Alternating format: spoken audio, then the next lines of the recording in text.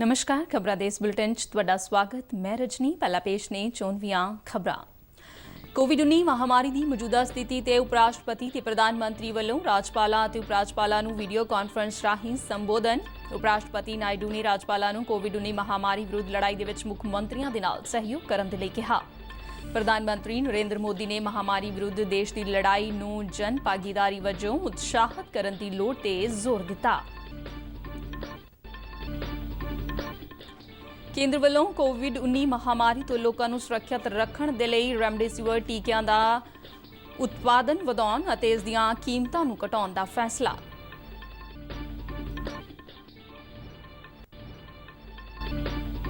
ਕੇਂਦਰੀ ਸਿਹਤ ਤੇ ਪਰਿਵਾਰ ਭਲਾਈ ਮੰਤਰੀ ਡਾਕਟਰ ਹਰਸ਼ਵਰਧਨ ਵੱਲੋਂ ਪੋਸ਼ਣ ਦੇ ਨਾਲ ਸੰਬੰਧਿਤ ਮਿਸ਼ਨ ਆਹਾਰ ਕ੍ਰਾਂਤੀ ਦੀ ਸ਼ੁਰੂਆਤ।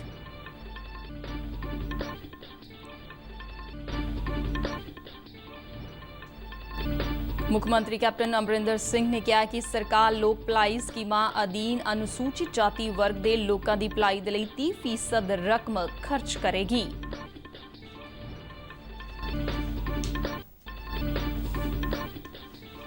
ਭਾਰਤ ਦੀ ਆਜ਼ਾਦੀ ਦੀ 75ਵੀਂ ਵਰ੍ਹੇਗੰਢ ਨੂੰ ਸਮਰਪਿਤ ਆਜ਼ਾਦੀ ਕਾ ਅੰਮ੍ਰਿਤ ਮਹੋਤਸਵ ਕੜੀ ਤਹਿਤ ਅੰਮ੍ਰਿਤਸਰ ਦੇ ਰਾਜਾ ਸਾਂਸੀ ਕੌਮਾਂਤਰੀ ਹਵਾਈ ਅੱਡੇ ਤੇ ਭਾਰਤੀ ਹਵਾਈ ਸੈਨਾ ਅਤੇ ਭਾਰਤੀ ਫੌਜ ਦੀ ਟੀਮ ਵੱਲੋਂ ਸਾਂਝੇ ਤੌਰ ਤੇ ਪੈਰਾ ਜੰਪਿੰਗ ਦਾ ਆਯੋਜਨ ਕੀਤਾ ਗਿਆ।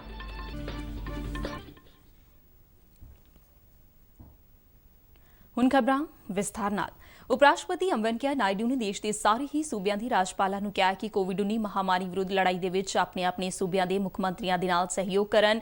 ਵੈਂਕਈਆ ਨੇ ਇਹ ਗੱਲ ਪ੍ਰਧਾਨ ਮੰਤਰੀ ਨਰਿੰਦਰ ਮੋਦੀ ਦੀ ਮੌਜੂਦਗੀ ਦੇ ਵਿੱਚ ਰਾਜਪਾਲਾਂ ਤੇ ਉਪ ਰਾਜਪਾਲਾਂ ਦੇ ਨਾਲ ਗੱਲਬਾਤ ਕਰਦਿਆਂ ਕਹੀ। ਵੀਡੀਓ ਕਾਨਫਰੰਸ ਰਾਹੀਂ ਇਸ ਗੱਲਬਾਤ ਦੌਰਾਨ ਉਨ੍ਹਾਂ ਕਿਹਾ ਹੈ ਕਿ ਉਹ ਰਾਜ ਸਰਕਾਰਾਂ ਨੂੰ ਕੋਵਿਡ-19 ਦੇ ਨਾਲ ਲੜਾਈ ਦੇ ਵਿੱਚ ਤੇਜ਼ੀ ਲਿਆਉਣ ਦੇ ਲਈ ਹੋਰ ਵਧੇਰੇ ਪ੍ਰਭਾਵਸ਼ਾਲੀ ਰਣਨੀਤੀ ਬਣਾਉਣ ਦੇ ਲਈ ਉਨ੍ਹਾਂ ਦਾ ਮਾਰਗਦਰਸ਼ਨ ਕਰ ਸਕਦੇ ਨੇ। ਉਪ ਰਾਸ਼ਟਰਪਤੀ ਨੇ ਕਿਹਾ ਕਿ ਰਾਜਪਾਲ ਮਹਾਮਾਰੀ ਵਿਰੁੱਧ ਲੜਾਈ ਦੇ ਵਿੱਚ ਮੁੱਖ ਮੰਤਰੀਆਂ ਦੀਆਂ ਕੋਸ਼ਿਸ਼ਾਂ ਨੂੰ ਵਧਾਉਂਦਿਆਂ ਹੋਇਆਂ ਮਹੱਤਵਪੂਰਨ ਪ੍ਰਤੀਨਿਧਾਂ ਵਜੋਂ ਉਨ੍ਹਾਂ ਦੀ ਮਦਦ ਕਰ ਸਕਦੇ ਨੇ। ਉਨ੍ਹਾਂ ਰਾਜਪਾਲਾਂ ਨੂੰ ਰਾਜ ਸਰਕਾਰਾਂ ਦੇ ਨਾਲ ਮਿਲ ਕੇ ਕੰਮ ਕਰਨ ਦੀ ਸਲਾਹ ਦਿੰਦਿਆਂ ਕਿਹਾ ਕਿ ਇਸ ਦੇ ਨਾਲ ਉਹ ਦੇਸ਼ ਦੀ ਕੋਵਿਡ ਵਿਰੁੱਧ ਲੜਾਈ ਨੂੰ ਜਨ ਅੰਦੋਲਨ ਦੇ ਵਿੱਚ ਤਬਦੀਲ ਕਰ ਸਕਦੇ ਨੇ। ਉਨ੍ਹਾਂ ਕਿਹਾ ਕਿ ਵਿਦਿਅਕ ਅਦਾਰੇ, ਸਿਵਲ ਸੁਸਾਇਟੀ ਸੰਗਠਨ, ਪਰਉਪਕਾਰੀ ਵਿਅਕਤੀ ਅਤੇ ਕਾਰਪੋਰੇਟ ਘਰਾਣੇ ਇਸ ਮਹਾਮਾਰੀ ਵਿਰੁੱਧ ਪਿਛਲੇ 1 ਸਾਲ ਤੋਂ ਸਰਗਰਮੀ ਦੇ ਨਾਲ ਭਾਗੀਦਾਰੀ ਬਣੇ ਹੋਏ ਨੇ ਅਤੇ ਮਹਾਮਾਰੀ ਦੀ ਦੂਜੀ ਲਹਿਰ ਦੌਰਾਨ ਵੀ ਉਨ੍ਹਾਂ ਨੂੰ ਨਾਲ ਜੋੜਨ ਦੀ ਲੋੜ ਹੈ। ਕੋਵਿਡ-19 ਦੇ ਵਾਧੇ ਆંકੜਿਆਂ ਤੇ ਚਿੰਤਾ ਜ਼ਾਹਰ ਕਰਦਿਆਂ ਨਾਇਡੂ ਨੇ ਕਿਹਾ ਕਿ ਸਿਹਤ ਦਾ ਬੁਨਿਆਦੀ ਢਾਂਚਾ ਬਹੁਤ ਵੱਡੇ ਦਬਾਅ ਵਿੱਚ ਆ ਗਿਆ ਹੈ, ਜਿਸ ਲਈ ਸਾਨੂੰ ਸਾਰਿਆਂ ਨੂੰ ਮਿਲ ਕੇ ਇਸ ਬਿਮਾਰੀ ਤੇ ਕਾਬੂ ਪਾਉਣ ਦੇ ਲਈ ਯਤਨ ਕਰਨ ਦੀ ਲੋੜ ਹੈ।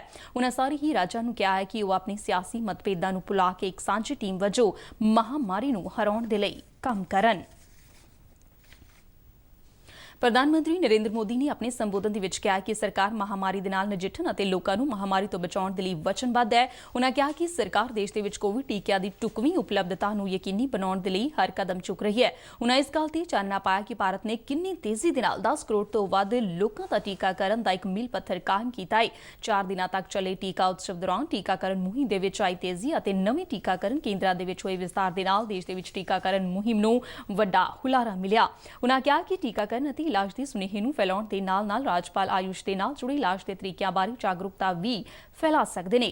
ਪਿਛਲੇ ਸਾਲ ਮਹਾਮਾਰੀ ਵਿਰੁੱਧ ਲੋਕਾਂ ਵੱਲੋਂ ਦਿੱਤੇ ਗਏ ਸਹਿਯੋਗ ਦੀ ਸ਼ਲਾਘਾ ਕਰਦਿਆਂ ਪ੍ਰਧਾਨ ਮੰਤਰੀ ਨੇ ਕਿਹਾ ਕਿ ਇਸੇ ਤਰ੍ਹਾਂ ਦੀ ਹੀ ਜਨ ਭਾਗੀਦਾਰੀ ਦੀ ਭਾਵਨਾ ਨੂੰ ਮੌਜੂਦਾ ਸਮੇਂ ਵਿੱਚ ਵੀ ਉਤਸ਼ਾਹਿਤ ਕਰਨ ਦੀ ਲੋੜ ਹੈ। ਪ੍ਰਧਾਨ ਮੰਤਰੀ ਨੇ ਕਿਹਾ ਕਿ ਸਾਰੇ ਹੀ ਸਮਾਜਾਂ, ਸੰਗਠਨਾਂ, ਸਿਆਸੀ ਪਾਰਟੀਆਂ, ਸਵੈ ਸੇਵੀ ਸੰਸਥਾਵਾਂ ਅਤੇ ਸਮਾਜਿਕ ਸੰਗਠਨਾਂ ਦੀ ਸਾਂਝੀ ਤਾਕਤ ਨੂੰ ਮਹਾਮਾਰੀ ਵਿਰੁੱਧ ਲੜਾਈ ਦੇ ਵਿੱਚ ਇਕਜੁੱਟ ਕਰਨ ਦੀ ਲੋੜ ਹੈ। ਉਨ੍ਹਾਂ ਸੁਝਾਅ ਦਿੱਤਾ ਹੈ ਕਿ ਰਾਜਪਾਲ ਮਹਾਮਾਰੀ ਵਿਰੁੱਧ ਲੜਾਈ ਦੇ ਵਿੱਚ ਸਰਗਰਮੀ ਦੇ ਨਾਲ ਸ਼ਾਮਲ ਹੋ ਕੇ ਮਾਈਕਰੋ ਕੰਟੇਨਮੈਂਟ ਵੱਲ ਰਾਜ ਸਰਕਾਰਾਂ ਦੇ ਨਾਲ ਸਹਿਯੋਗ ਨੂੰ ਹੋਰ ਵਧੇਰੇ ਵਧਾ ਸਕਦੇ ਨੇ। ਉਨ੍ਹਾਂ ਕਿਹਾ ਕਿ ਸੋਸ਼ਲ ਨੈਟਵਰਕ ਹਸਪਤਾਲਾਂ ਦੇ ਵਿੱਚ ਐਂਬੂਲੈਂਸਾਂ, ਵੈਂਟੀਲੇਟਰਾਂ ਅਤੇ ਆਕਸੀਜਨ ਦੀ ਸਮਰੱਥਾ ਨੂੰ ਵਧਾਉਣ ਦੇ ਕੰਮ ਨੂੰ ਯਕੀਨੀ ਬਣਾ ਸਕਦੇ।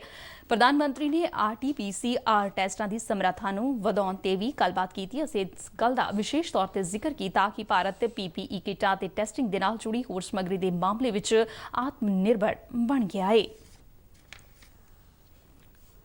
ਕੇਂਦਰ ਨੇ ਕੋਵਿਡ-19 ਮਹਾਮਾਰੀ ਤੋਂ ਲੋਕਾਂ ਨੂੰ ਸੁਰੱਖਿਅਤ ਰੱਖਣ ਦੇ ਲਈ ਰੈਮਡੇਸਿਵਰ ਟੀਕਿਆਂ ਦਾ ਉਤਪਾਦਨ ਵਧਾਉਣ ਅਤੇ ਇਸ ਦੀਆਂ ਕੀਮਤਾਂ ਨੂੰ ਘਟਾਉਣ ਦਾ ਫੈਸਲਾ ਕੀਤਾ ਹੈ। ਸਰਕਾਰ ਨੇ ਟੀਕਿਆਂ ਦੀ ਉਤਪਾਦਨ ਸਮਰੱਥਾ ਨੂੰ ਹਰ ਮਹੀਨੇ 10 ਲੱਖ ਖੁਰਾਕਾਂ ਤੱਕ ਵਧਾਉਣ ਦੇ ਲਈ 6 ਹੋਰ ਨਿਰਮਾਤਾਵਾਂ ਨੂੰ ਪ੍ਰਵਾਨਗੀ ਦਿੱਤੀ ਹੈ। ਇਸ ਵੇਲੇ ਦੇਸ਼ ਦੇ ਵਿੱਚ ਰੈਮਡੇਸਿਵਰ ਟੀਕੇ ਦੇ ਉਤਪਾਦਨ ਦੀਆਂ 7 ਨਿਰਮਾਣ ਇਕਾਈਆਂ ਹਰ ਮਹੀਨੇ 38,80,000 ਟੀਕਿਆਂ ਦਾ ਉਤਪਾਦਨ ਕਰ ਰਹੀਆਂ ਨੇ। ਖਾਦ ਅਤੇ ਰਸਾਇਣ ਮੰਤਰੀ ਮਨਸੁਖ ਮਾਨਵੀਆ ਨੇ ਕਿਹਾ ਕਿ ਦੇਸ਼ ਦੇ ਵਿੱਚ ਹਰ ਮਹੀਨੇ 30 ਲੱਖ ਵਾਧੂ ਟੀਕਿਆਂ ਦਾ ਉਤਪਾਦਨ ਕਰਨ ਦੀਆਂ ਤਿਆਰੀਆਂ ਮੁਕੰਮਲ ਕਰ ਲਈਆਂ ਗਈਆਂ ਨੇ, ਜਿਸ ਦੇ ਨਾਲ ਟੀਕਿਆਂ ਦੀ ਉਤਪਾਦਨ ਸਮਰੱਥਾ ਹਰ ਮਹੀਨੇ 78 ਲੱਖ ਤੱਕ ਹੋ ਜਾਵੇਗੀ।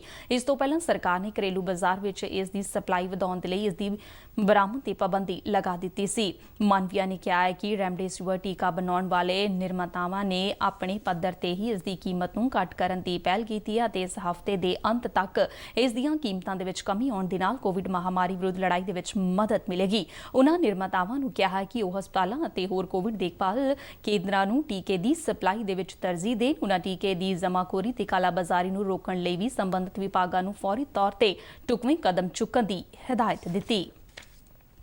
ਭਾਰਤ ਦੇ ਵਿੱਚ ਕੋਰੋਨਾ ਦਾ ਪ੍ਰਕੋਪ ਘੱਟ ਹੋਣ ਦਾ ਨਾਂ ਹੀ ਨਹੀਂ ਲੈ ਰਿਹਾ। ਬੀਤੇ ਦਿਨ ਦੇਸ਼ ਦੇ ਵਿੱਚ ਰਿਕਾਰਡ 1,84,372 ਨਵੇਂ ਕੋਰੋਨਾ ਮਾਮਲੇ ਸਾਹਮਣੇ ਆਏ, ਜਿਸ ਮਗਰੋਂ ਹੁਣ ਤੱਕ ਕੋਰੋਨਾ ਦੀ ਪੁਸ਼ਟੀ ਵਾਲੇ ਮਾਮਲਿਆਂ ਦੀ ਕੁੱਲ ਸੰਖਿਆ 1,38,73,825 ਤੇ ਪਹੁੰਚ ਗਈ ਹੈ।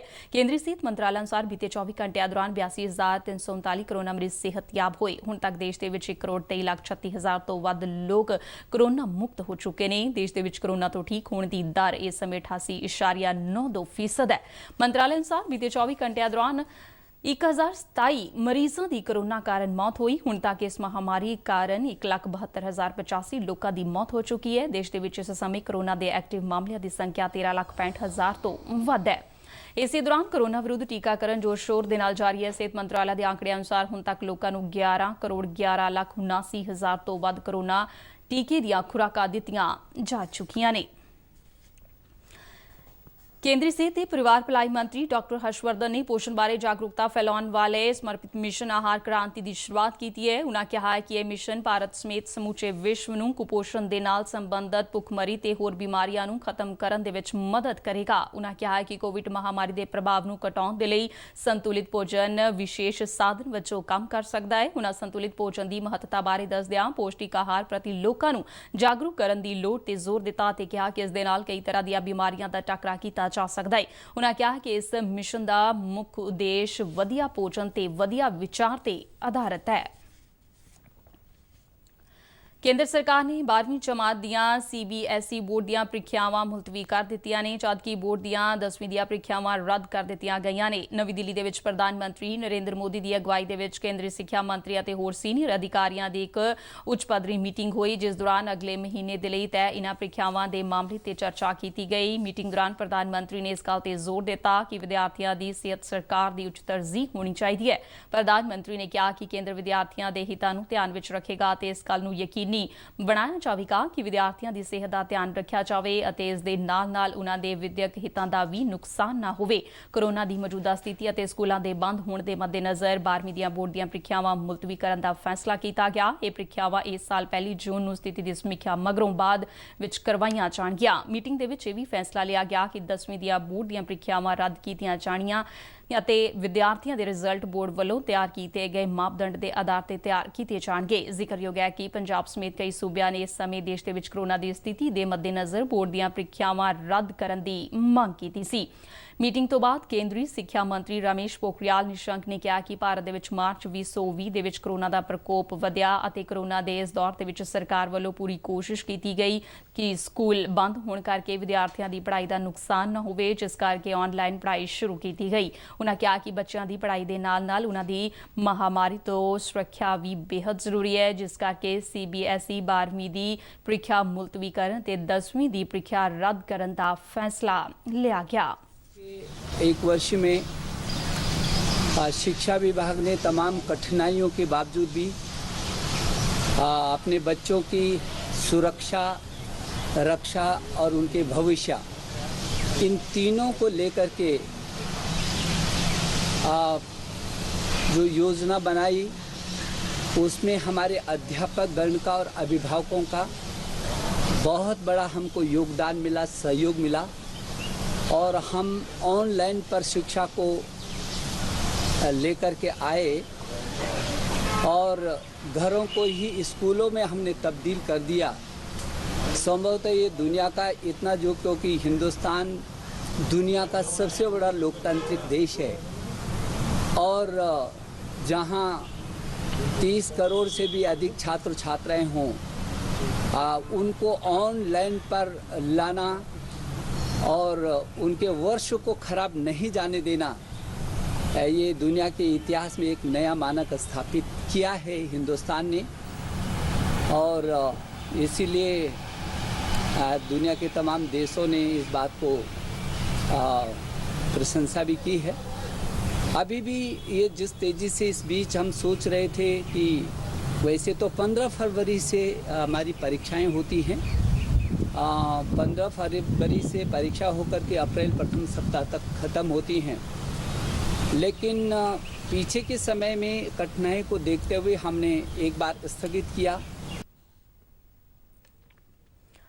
ਪੰਜਾਬ ਸਰਕਾਰ ਸੂਬੇ ਦੇ ਅਨੁਸੂਚਿਤ ਜਾਤੀ ਵਰਗ ਦੇ ਲੋਕਾਂ ਦੀ ਭਲਾਈ ਦੇ ਨਾਲ ਸੰਬੰਧਿਤ ਸਾਰੀਆਂ ਹੀ ਸਰਕਾਰੀ ਸਕੀਮਾਂ ਦੇ 30% ਫੰਡ ਖਰਚ ਕਰੇਗੀ। ਸੰਵਿਧਾਨ ਨਿਰਮਾਤਾ ਡਾਕਟਰ BR ਅੰਬੇਡਕਰ ਦੇ 130ਵੇਂ ਜਨਮ ਦਿਵਸ ਤੇ ਕੱਲ੍ਹ ਉਹਨਾਂ ਨੂੰ ਸ਼ਰਧਾਂਜਲੀ ਦਿੰਦਿਆਂ ਮੁੱਖ ਮੰਤਰੀ ਨੇ ਰਾਜ ਪੱਧਰੀ ਸਮਾਰੋਹ ਨੂੰ ਵੀਡੀਓ ਕਾਨਫਰੰਸ ਰਾਹੀਂ ਸੰਬੋਧਨ ਕਰਦਿਆਂ ਕਿਹਾ ਕਿ ਬਾਬਾ ਸਾਹਿਬ ਨੂੰ ਪਹਿਲੇ ਅਜਿਹੇ ਭਾਰਤੀ ਵਜੋਂ ਯਾਦ ਕੀਤਾ ਜਾਣਾ ਚਾਹੀਦਾ ਹੈ ਜਿਨ੍ਹਾਂ ਨੇ ਦਲਿਤ ਸਮਾਜ ਦੇ ਲਈ ਬਹੁਤ ਕੁਝ ਕੀਤਾ ਅਤੇ ਉਪਲਬਧ ਕਰਵਾਇਆ। ਉਹਨਾਂ ਕਿਹਾ ਕਿ ਸਰਕਾਰ ਅਨੁਸੂਚਿਤ ਜਾਤੀ ਦੇ ਲੋਕਾਂ ਦੀਆਂ ਸਾਰੀ ਹੀ ਵਿਭਾਗਾਂ ਦੇ ਵਿੱਚ ਖਾਲੀ ਪਈਆਂ ਸਾਮੀਆਂ ਦੇ ਬੈਕਲੌਗ ਨੂੰ ਭਰੇਗੀ ਅਤੇ ਅਨੁਸੂਚਿਤ ਜਾਤੀ ਦੇ ਵਿਦਿਆਰਥੀਆਂ ਦੇ ਲਈ post matric Overseas scholarship scheme ਦੀ ਸੰਭਾਵਨਾ ਦਾ ਪਤਾ ਲਗਾਇਆ ਜਾਵੇਗਾ ਜੋ ਬਾਬਾ ਸਾਹਿਬ ਨੂੰ ਸਮਰਪਿਤ ਬੜੌਦਾ ਸਟੇਟ ਸਕਾਲਰਸ਼ਿਪ ਸਕੀਮ ਦੀ ਤਰਜ਼ ਤੇ ਹੋਵੇਗੀ। ਮੁੱਖ ਮੰਤਰੀ ਨੇ ਐਲਾਨ ਕੀਤਾ ਹੈ ਕਿ ਵਿੱਤੀ ਸਾਲ 2021-2022 ਦੇ ਲਈ ਪੇਂਡੂ ਸੰਪਰਕ ਸੜਕਾਂ ਦੇ ਪ੍ਰੋਜੈਕਟ ਤੇ 500 ਕਰੋੜ ਰੁਪਏ ਖਰਚ ਕੀਤੇ ਜਾਣਗੇ। ਮੁੱਖ ਮੰਤਰੀ ਨੇ ਪਿੰਡਾਂ ਦੇ ਵਿੱਚ ਹਰ ਘਰ ਪੱਕੀ ਛੱਤ ਯੋਜਨਾ ਅਧੀਨ ਅਨੁਸੂਚਿਤ ਜਾਤੀ ਦੇ ਲੋਕਾਂ ਦੇ ਲਈ 30% ਰਾਖਵੀਕਰਨ ਦਾ ਐਲਾਨ ਕੀਤਾ।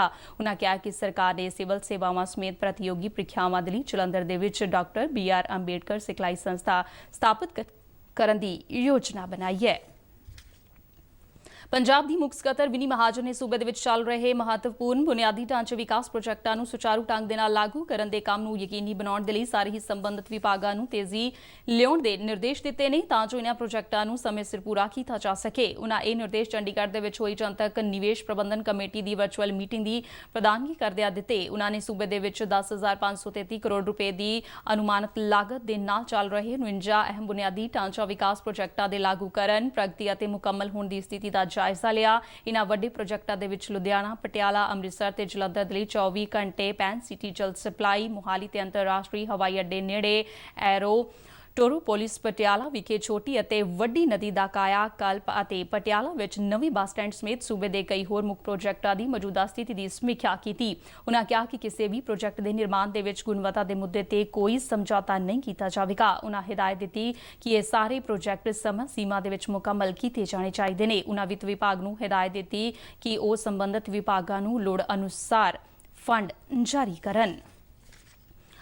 ਭਾਰਤ ਦੀ ਆਜ਼ਾਦੀ ਦੀ 75ਵੀਂ ਵਰ੍ਹੇਗੰਢ ਨੂੰ ਸਮਰਪਿਤ ਆਜ਼ਾਦੀ ਕਾ ਅੰਮ੍ਰਿਤ ਮਹਾਉਤਸਵ ਕੜੀ ਤਹਿਤ ਅੰਮ੍ਰਿਤਸਰ ਦੇ ਰਾਜਾ ਸਾਂਸੀ ਕੌਮਾਂਤਰੀ ਹਵਾਈ ਅੱਡੇ ਤੇ ਭਾਰਤੀ ਹਵਾਈ ਸੈਨਾ ਤੇ ਭਾਰਤੀ ਫੌਜ ਦੀ ਟੀਮ ਵੱਲੋਂ ਸਾਂਝੇ ਤੌਰ ਤੇ ਪੈਰਾ ਜੰਪਿੰਗ ਦਾ ਆਯੋਜਨ ਕੀਤਾ ਗਿਆ। ਇਸ ਵਿੱਚ ਵਿੰਗ ਕਮਾਂਡਰ V ਲੋਕੇਸ਼ ਦੀ ਅਗਵਾਈ ਵਾਲੇ 15 ਪੈਰਾ ਜੰਪਰਸ ਦੀ ਟੀਮ ਨੇ ਹੈਰਾਨ ਕਰਨ ਵਾਲੇ ਜਾਬਾਜ਼ ਕਰਤੱਵ ਦਿਖਾਏ। ਆਕਾਸ਼ ਗੰਗਾ ਟੀਮ ਦੇ ਮੈਂਬਰਾਂ ਤੇ ਫੌਜ ਦੇ ਪੈਰਾ ਜੰਪਰਸ ਨੇ 12,000 ਫੁੱਟ ਦੀ ਉਚਾਈ ਤੋਂ MI-17 ਹੈਲੀਕਾਪਟਰ ਤੋਂ ਪੈਰਾ ਜੰਪਿੰਗ ਦੀ ਨੁਮਾਇਸ਼ ਕੀਤੀ। ਪੈਰਾ ਜੰਪਿੰਗ ਟੀਮ ਦਾ ਪ੍ਰਦਰਸ਼ਨ ਭਾਰਤੀ ਹਵਾਈ ਸੈਨਾ ਦਾ motto touch the sky with glory ਦੀ ਤਰਜਮਾਨੀ ਕਰਦਾ ਨਜ਼ਰ ਆਇਆ। ਪੈਰਾ ਜੰਪਰਸ ਖਾਸਾ ਦੀ 에ਅਰਫੀਲਡ ਵਿੱਚ ਉਤਰੇ। ਪੈਰਾ ਜੰਪਰਸ ਦੇ ਕਰਤੱਵਾਂ ਨੂੰ ਹਵਾਈ ਸੈਨਾ ਅਤੇ ਭਾਰਤੀ ਫੌਜ ਦੇ ਸਾਰੇ ਰੈਂਕਾਂ ਦੇ ਅਧਿਕਾਰੀਆਂ ਅਤੇ ਉਨ੍ਹਾਂ ਦੇ ਪਰਿਵਾਰਾਂ ਨੇ ਦੇਖਿਆ। ਏਅਰਫੋਰਸ ਸਟੇਸ਼ਨ ਰਾਜਾ ਸਾਂਸੀ ਦੇ base commander group captain Sirish Dakate ਨੇ ਖਾਸਾ ਏਅਰਫੀਲਡ ਤੇ ਉਤਰਨ ਤੇ ਪੈਰਾ ਜੰਪਰਸ ਦਾ ਸਵਾਗਤ ਕੀਤਾ ਅਤੇ ਟੀਮ ਦੇ ਲੀਡਰਾਂ ਨੂੰ ਅੰਮ੍ਰਿਤ ਮਹਾਉਤਸਵ ਦੇ ਲੋਗੋ ਵਾਲੇ ਮੋਮੈਂਟੋ ਪ੍ਰਦਾਨ ਕਰਕੇ ਸਨਮਾਨਿਤ ਕੀਤਾ। ਸੀਮਾ ਸੁਰੱਖਿਆ ਬਲ ਵੱਲੋਂ ਅਬੋਹਰ ਸੈਕਟਰ ਦੇ ਵਿੱਚ ਕੰਡਿਆਲੀ ਤਾਰ ਨੇੜਿਓਂ 6.5 ਕਿਲੋ ਤੋਂ ਵੱਧ ਹੈਰੋਇਨ ਬਰਾਮਦ ਕੀਤੀ ਗਈ। BSF ਦੇ ਪੰਜਾਬ ਫਰੰਟੀਅਰ ਹੈੱਡਕੁਆਰਟਰ ਵੱਲੋਂ ਜਾਰੀ ਪ੍ਰੈਸ ਰਿਲੀਜ਼ ਦੇ ਵਿੱਚ ਕਿਹਾ ਗਿਆ ਕਿ BSF ਦੀ 52 ਬਟਾਲੀਅਨ ਦੇ ਜਵਾਨਾਂ ਨੇ ਇੱਕ ਵਾਰ ਫਿਰ ਰਾਸ਼ਟਰ ਵਿਰੋਧੀ ਅੰਸਰਾਂ ਵੱਲੋਂ ਦੇਸ਼ ਅੰਦਰ ਨਸ਼ੀਲੇ ਪਦਾਰਥਾਂ ਦੀ ਖੇਪ ਲਿਆਉਣ ਦੀ ਕੋਸ਼ਿਸ਼ ਨੂੰ ਨਾਕਾਮ ਕਰਦਿਆਂ ਅਬੋਹਰ ਸੈਕਟਰ ਦੇ ਵਿੱਚ 8 ਪੈਕੇਟ ਹੈਰੋਇਨ, ਸ਼ਰਾਬ ਦੇ ਨਾਲ ਭਰੀ ਇੱਕ ਬੋਤਲ, ਇੱਕ ਮੋਬਾਈਲ ਫੋਨ ਅਤੇ 2 ਸਿਮ ਕਾਰਡਾਂ ਸਮੇਤ ਇੱਕ ਭਾਰਤੀ ਨਾਗਰਿਕ ਨੂੰ ਗ੍ਰਿਫਤਾਰ ਕਰਨ ਦੇ ਵਿੱਚ ਵੀ ਸਫਲਤਾ ਹਾਸਿਲ ਕੀਤੀ। ਡੀਡੀ ਪੰਜਾਬੀ ਦੀ ਖਬਰਾਂ ਦੇ ਬੁਲੇਟਿਨ ਸਾਰੇ ਦਰਸ਼ਕ YouTube channel RNU DDK Jalandhar ਤੇ ਵੀ ਵੇਖ ਸਕਦੇ ਨੇ ਅਤੇ ਇਹ ਬੁਲੇਟਿਨ RNU ਜਲੰਧਰ ਦੇ ਟਵਿੱਟਰ ਹੈਂਡਲ ਅਤੇ Facebook ਪੇਜ ਤੇ ਉਪਲਬਧ ਨੇ। ਇਸ ਦੇ ਨਾਲ ਹੀ ਖਬਰਾਂ ਦਾ ਇਹ ਬੁਲੇਟਿਨ ਖਤਮ ਹੁੰਦਾ ਹੈ। ਨਮਸਕਾਰ। है।